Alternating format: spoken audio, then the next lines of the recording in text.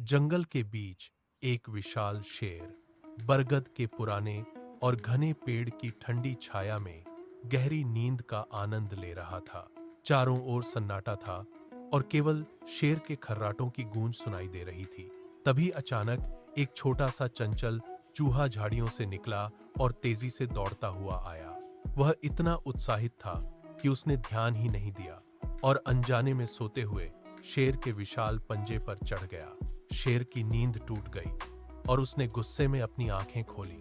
जंगल का राजा अपनी नींद में खलल पड़ने से बेहद नाराज था।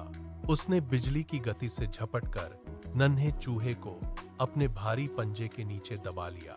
चूहा डर के मारे बुरी तरह कांपने लगा और उसे अपनी मौत सामने दिखने लगी। उसने अपनी कांपती हुई पतली आवाज में विनती की, महाराज, मुझे क्षमा कर दीजिए।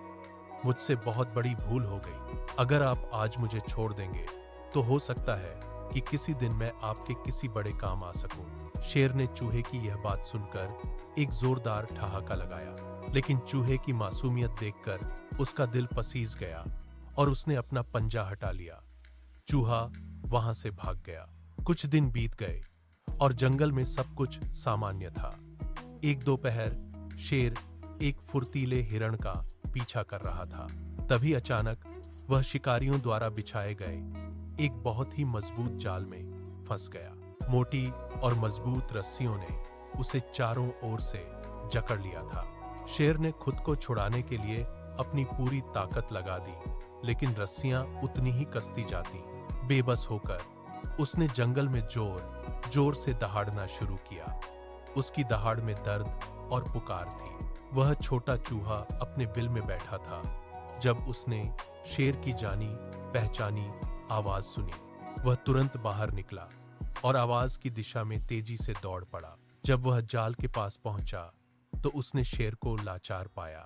बिना समय गंवाए चूहे ने अपने तेज दांतों से रस्सियों को कुतरना शुरू कर दिया। शेर चुपचाप और हैरानी से देख रहा था कि कैसे वह छोटा सा जीव उसे आजाद कर रहा है। कुछ ही पलों में रस्सियां टूट गईं और शेर जाल से बाहर निकल आया। उस दिन के बाद से शेर और चूहा पक्के दोस्त बन गए। छोटा जीव भी बड़ा बदलाव ला सकता है।